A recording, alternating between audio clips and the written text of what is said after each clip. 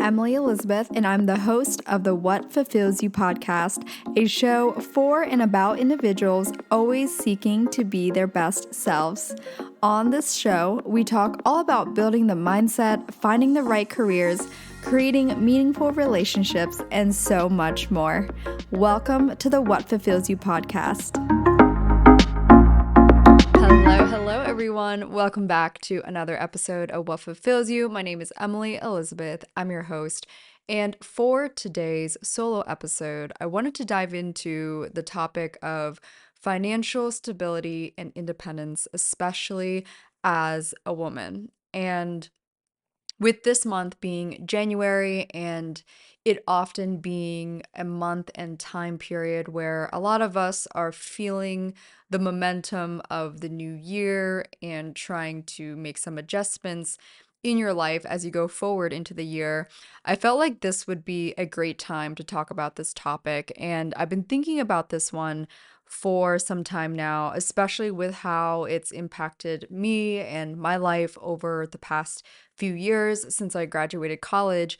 And I know a while back I did an episode on financial independence or just kind of that realm. And I know talking about it had helped a lot of you guys, especially for those of you who were within a few years out of college or kind of thinking ahead early and were or are currently still in college and starting to think about how you want to build your life. And here's the thing, you guys, as I am 27 now and I'm looking back on my life over the years and also observing my friends and my peers, those who have lived or continue to live in a way that is inspiring to me, I can't help but notice how much of the way life tends to play out is so predicated on long-term thinking and long-term habits that, of course, compound over time. That goes with our health, the way we take care of ourselves, right? A lot of us know that in order to get the physique or get into the shape that you really want, you cannot actually achieve that in just 1 month or 2 months, right? It takes time. So, kind of a side tangent, but if you are thinking ahead to summer right now and you know that you want to actually shred and not only just for the summer, but to keep going in that direction, just start now because it takes time. It takes time to build muscle. It takes time to tone up. It takes time to see a difference. So, in 3 to 6 months, you can see that difference. Right now, it's January. So, come June, July, August, you'll be able to see some of those habits or everyday things you've applied into your life. You'll be able to see the impact of that 5 months from now. And so where I was going with that is, of course, that is the same thing when it comes to money and investing and knowing how to be savvy with it, but also with just the classic, I'm getting my life together, right? I think a lot of us in our 20s and 30s, we're constantly on the road to quote unquote getting our shit together and figuring out our life. And sometimes it happens one day where you put your foot down and you say, all right, I need to actually get this taken care of. And maybe you are just ahead of the curve and you're like, you know what? I've seen people make mistakes in not preparing early on. So this is something I'm going to apply myself to do and figure out at the age of 23, 22, wherever you're at in life. So, all that to say, I'm going to dive into reasons why every woman should learn how to be financially stable and independent, financially independent specifically. And then I will go into how I learned to do this in my 20s. This is speaking from experience from college to now, and also the most basic fundamentals that I think if you are learning how to start and learning where to start when it comes to like where you should even start when it comes to finances, I will also talk about that. And I want to also always share I am not an expert in finance and I'm not going to dive into crazy specifics, but I will always speak on things that I actually have done for a dedicated period of time. I've gotten into being financially independent and completely on my own for like several years now. And in the recent 2 to 3 years was when I also learned how to be a lot more savvy with credit cards. I learned how to be better with saving and investing, especially long term. And that's something that I'll talk about even with some of my girlfriends who are well into their mid late 20s. A lot of them don't know any of this, and I'm kind of the person that they come to when it is around basic fundamentals that they can appreciate and respect from a girlfriend. So, I'm going to hopefully be able to do the same for you guys. And so, my first why as to why every woman should learn how to be financially stable and financially independent is because you have the ability to make decisions for yourself and for your own life. So, I would like to think of it this way. What are the alternatives to not being able to make decisions for yourself and your own life? What are the alternatives to, let's say you can't pay your rent, right? Well, who's going to pay the rent for you? And like Gary V would say, Gary Vaynerchuk, if any of you guys have heard of him, especially if you're on the internet, you probably have come across some of his content. But if you have to take help from someone else, like even your parents, or perhaps it's a partner, right? There's usually constraints and restrictions. And when you are getting assistance from another person, there are usually a set of rules. Like I would say with parents, for example, they can typically kind of dictate what you can and can't do, right? If they don't help support your means of living, right, you're out. And so, if you want to be able to kind of keep your life going, you have to listen to a little bit of what they more or less tell you what to do. And that can definitely occur in unhealthy relationship dynamics. Let's say there's an unhealthy partner where they are financially supporting you, but over time, things get a little unhealthy because they make you do something you don't really want to do, or they start to maybe be a little controlling. And I'm also admitting like that's not always the case, of course, right? But I think it is healthier when you enter, speaking on the romantic level, when you enter a dynamic where it is equal in terms of respect and the dynamic, and there is no one person has leverage over the other. I think that is something I have always stood by since I was a young age. And so the alternatives of not being able to make decisions for yourself is that someone else will make those decisions. I actually have felt that a little bit when I was younger, when I was a teenager, of course. I could not fend for myself completely, but I felt the impact at a young age when there are parents or there's a parent that can technically control your life a little bit because they fund your life and they fund your lifestyle. And so I didn't love the constraints as a teenager and well into my college years.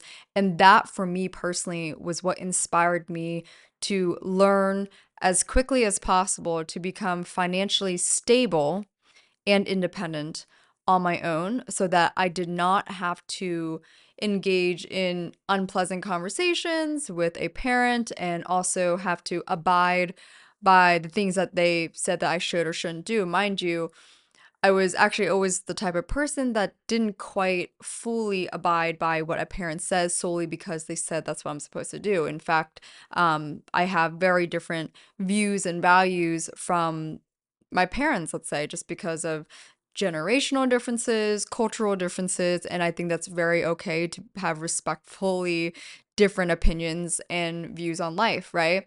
But as you can imagine, when there is a bit of that confliction, when there's a bit of that conflict, it's not something that you really want to have to deal with, right? And I'm sure for those of you listening, any of you guys who are Asian Americans, or maybe you are a child of immigrant parents, I'm sure there's probably a little bit more relatability in that sense. But of course, I think anyone who knows that dynamic of, certain parents trying to have more autonomy over your life than they need to, there's such a beautiful feeling of knowing that you can provide for yourself and can pay for things on your own without having to ask for permission or have to dive into it with parents, especially when you don't want that to be the case. And so I think of that as well in the future, in the long run, when it comes to potential unhealthy relationships that would create that leverage when that could also be prevented.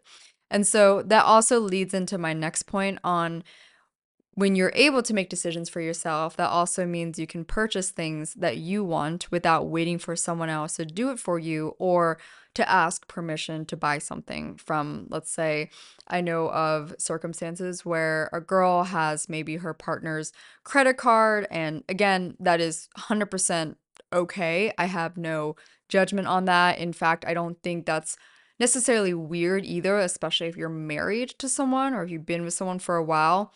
That being said, I've also seen a lot of stories and have heard about a lot of stories where you don't know about that the first 5 years in, but let's say 10 years into marriage, 15 years into marriage, sometimes or oftentimes, especially because of lack of communication or lack of expectations that have been set, or maybe they've evolved over time, the person who's like the financial provider, if that's the dynamic, that person can start to be resentful years down the line because their money is constantly being spent. And of course, you would like to think, well, it should be like if you're married to someone, it's like our money, right? Of course, yes, yes, yes. But I'm saying that again, there's just these are stories I've heard of. This is even things like Esther Perel has talked about, or just, people like her, where they talk about sometimes when that is the dynamic in the first few years, it doesn't mean that it's the most sustainable.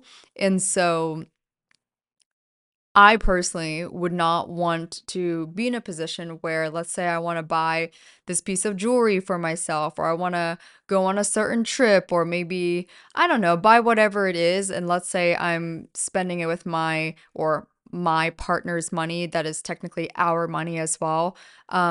There is often that resentment where later on they're like, why did you spend it on this, right? Or why did you spend it on that? And that's why people will speak about that from experience where it's nice to be able to be like, hey, you know what? You can't say anything about what I bought because this is my money. And or maybe I've earned this money as well. And so I know there's different ways.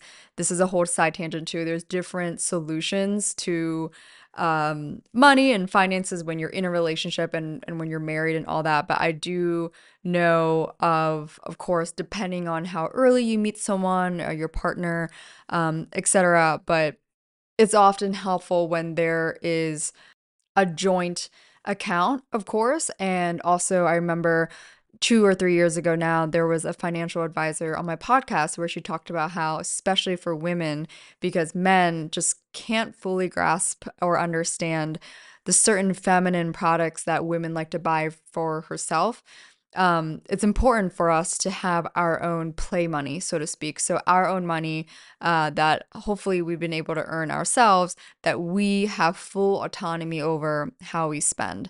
And I think long term, that probably does. There's probably some truth to the fact that it helps keep relationship dynamics healthy when a partner does not get resentful over how the money is spent.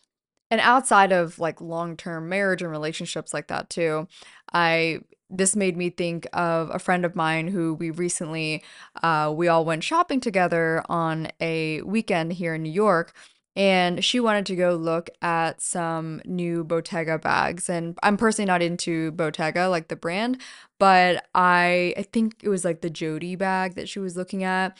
And she works in finance of some sorts. And I remember I nudged her and I was like, doesn't it feel great to be able to buy these things on your own and to not have to wait for your partner or wait for someone to buy it for you? And I was saying that as a big kudos to her because she actually grew up with a single mom who I think not only didn't, if I'm not mistaken, not only didn't have a college degree, but certainly did not have financial means to support my friend in the way that she supports herself now in terms of some of the luxuries that she gets to indulge in, and also living much more comfortably than she did when she grew up with her single mom. And so I gave her and continue to give her huge kudos because I know that it's something that she should and deserves to be proud of, and proud of herself for being able to create that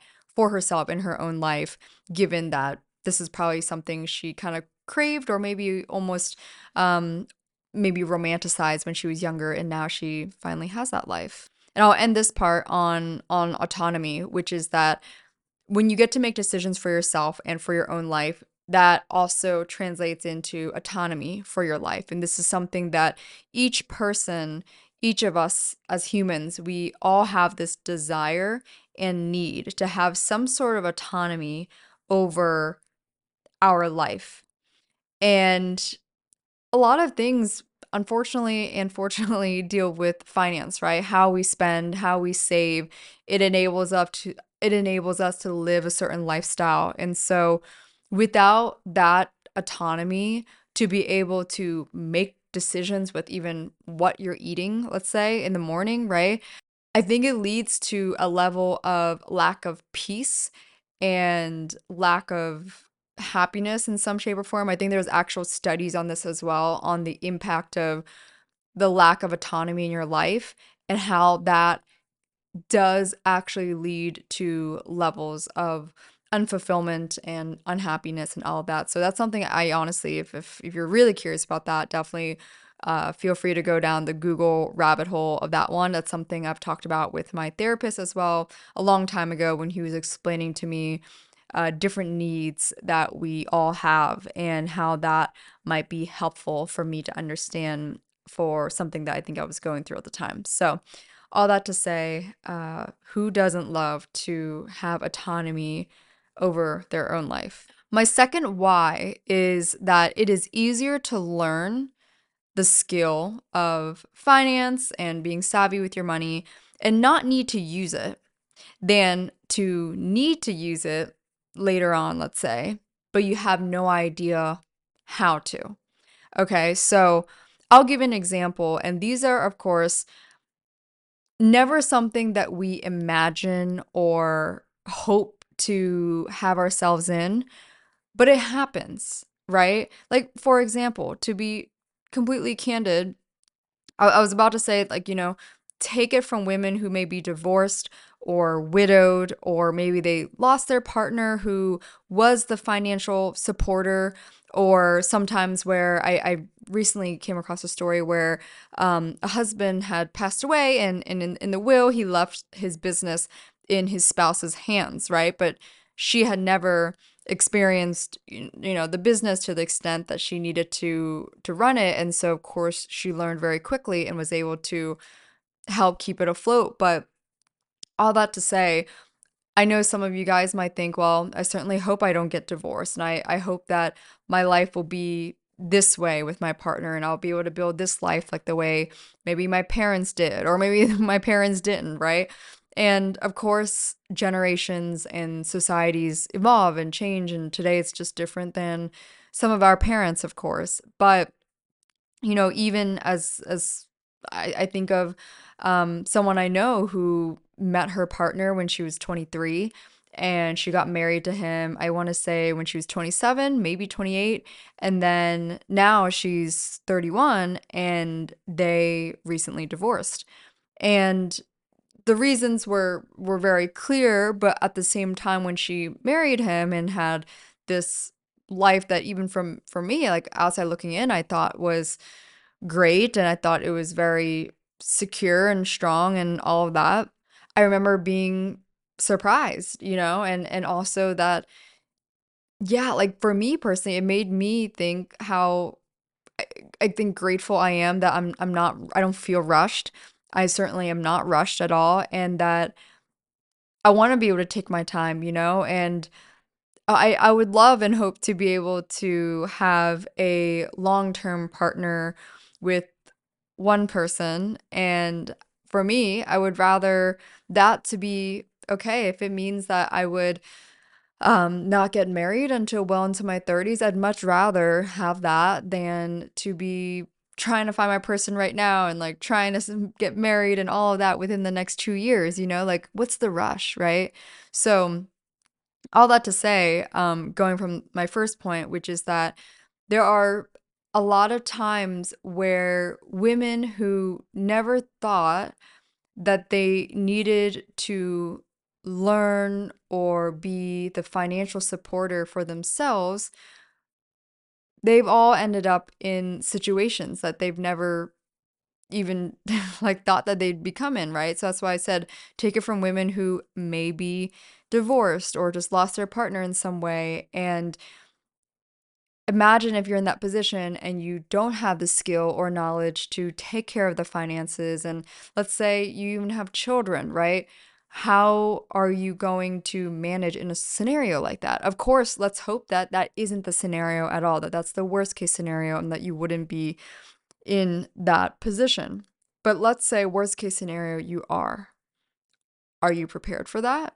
And I think something else to keep in mind too is that we learn quicker in our younger years. So being in your 20s and 30s right now and learning how, like learning how to invest, learning the differences in the credit cards, learning how to save your money, what types of accounts to put it in, all of that right now is going to make life a lot easier when you're in your 40s and 50s and beyond. And this is something that I've even observed in people. And that's why I know that it takes so much long term thinking, even though we're so prone to let's live in the moment, let's enjoy the present. And of course, we do need to continue to enjoy the present and not be too much in the future because then we're constantly worried, right? But there's a little bit of a push pull, is kind of how I visualize it, is in that, okay, I try to look ahead a little bit in this part of my life. I try to look ahead a little bit in this other part of my life. And then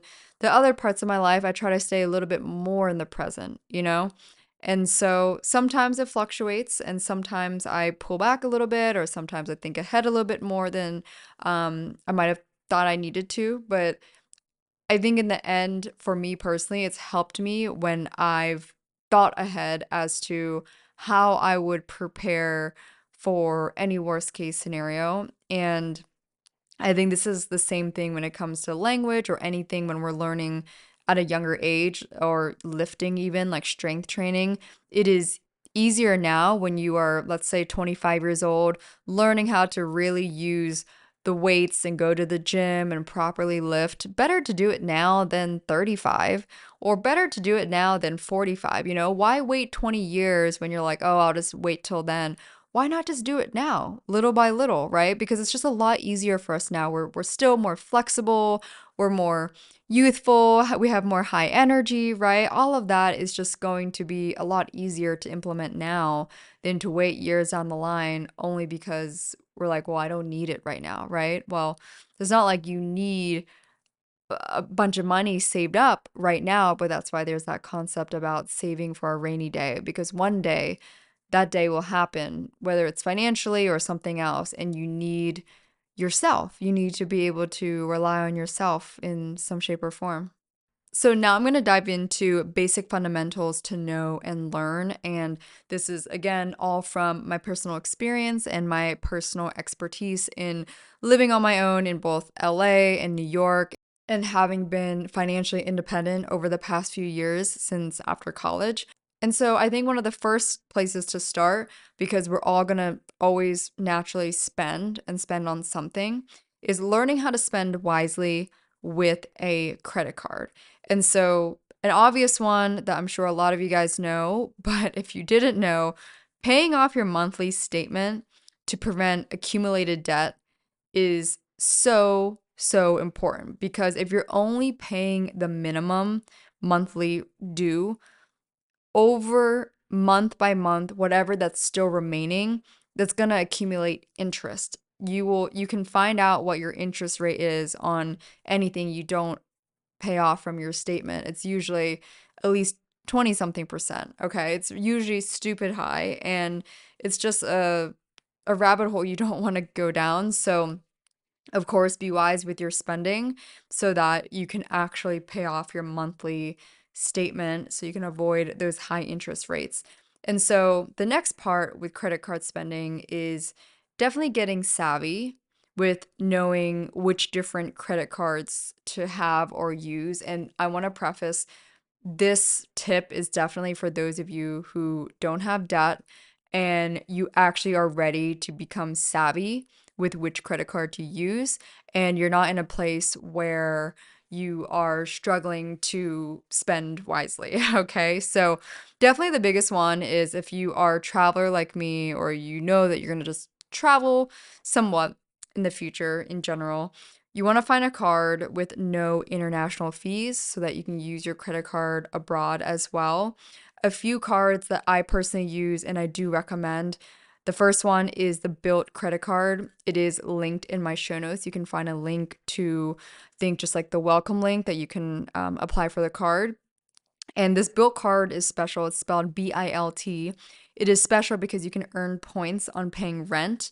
And those points you can use for travel. So you can, of course, use it to credit your monthly statement, but you can use it for traveling. You could use it for so many different things. But yes, you can literally use the points that you earned from paying rent. You can use those points to get flights or travel perks, or anything really, not just travel.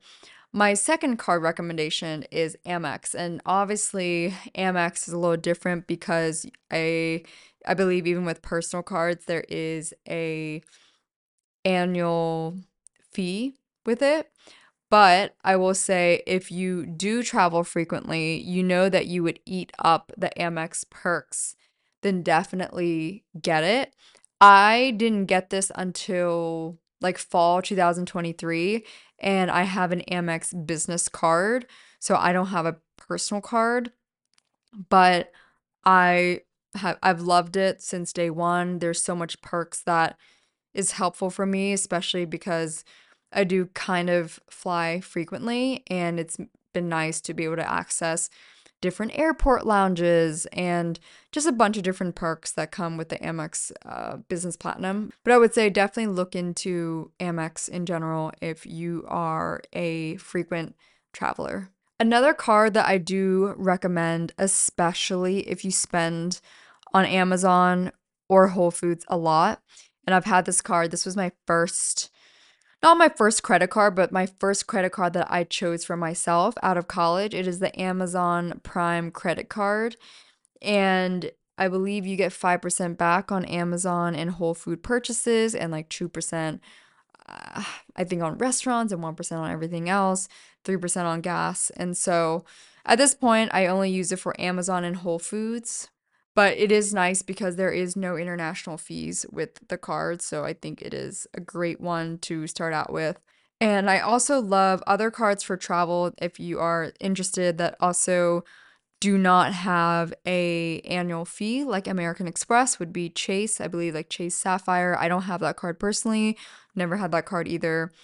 Capital One, the Venture One card is also quite good for travel. There's usually a lot of like perks or bonuses if you like sign up right now. You can just go ahead and like Google it and definitely do a comparison. But it is something I recommend, which is like getting savvy with different credit cards and knowing which cards to use in each area of your life when you're spending. Another tip I have on basic fundamentals is having a high yield savings account. So this is obviously savings related. Um, but the tips I've heard around saving is to have at least 3 to 6 months of cash. That would be for just in case, or a rainy day, or let's say you're unemployed for a period of time and you just need some money to be able to go through. This is obviously a great place. Now, what is special about a high yield savings account is that you earn a percentage on what you keep inside the account.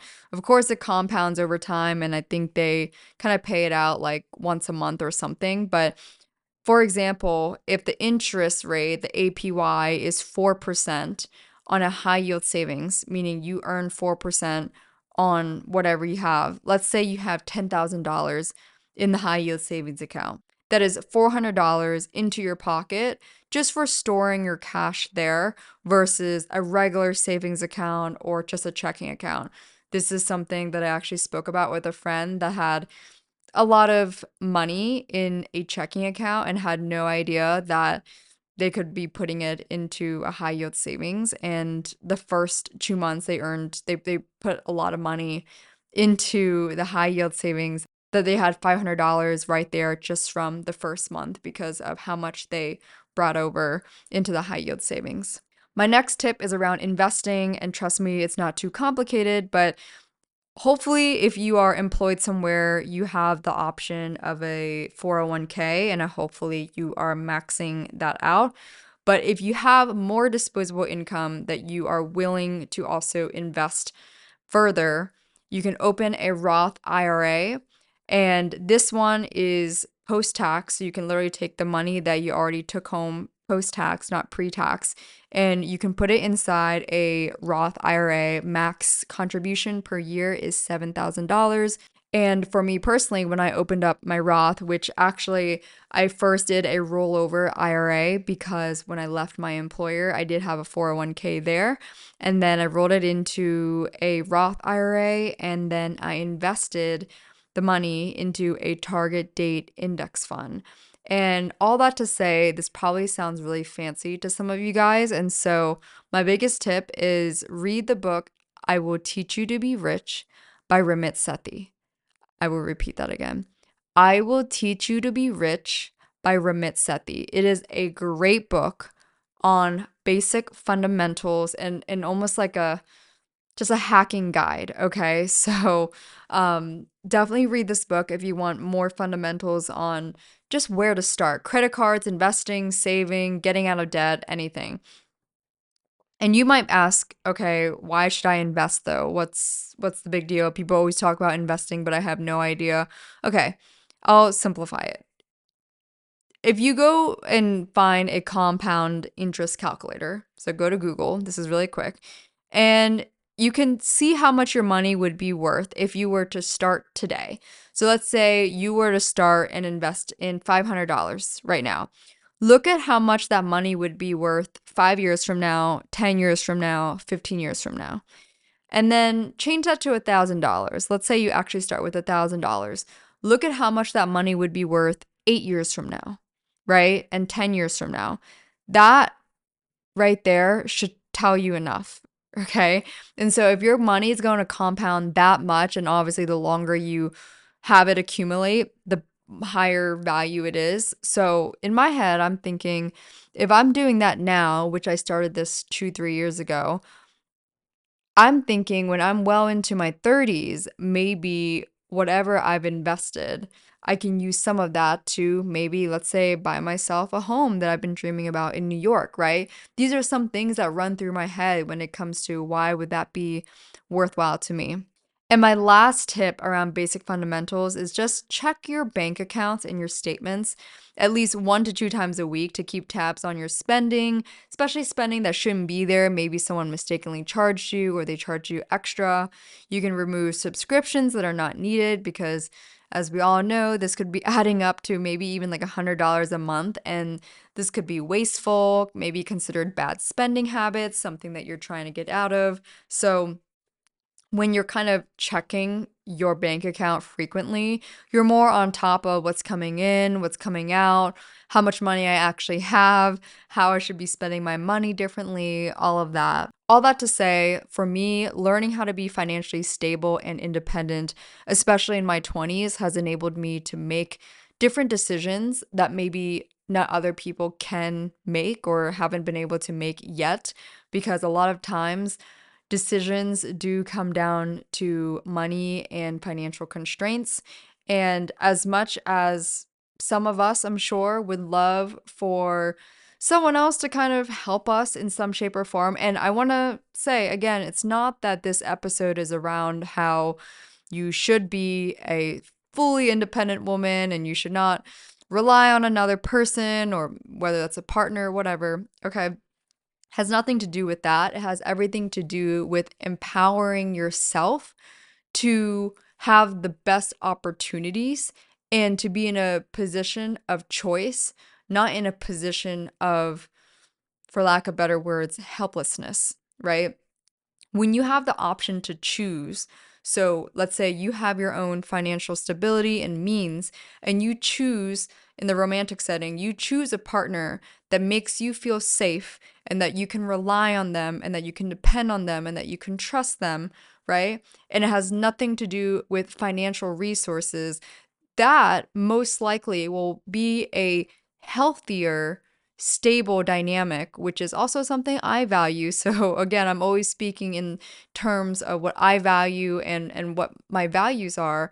I would always value and prefer something that's based on that foundation rather than based on the foundation of I need you for these external resources or reasons or to more or less help me survive, like the Maslow hierarchy of needs, right? The fundamentals are like food, water, basic survival needs.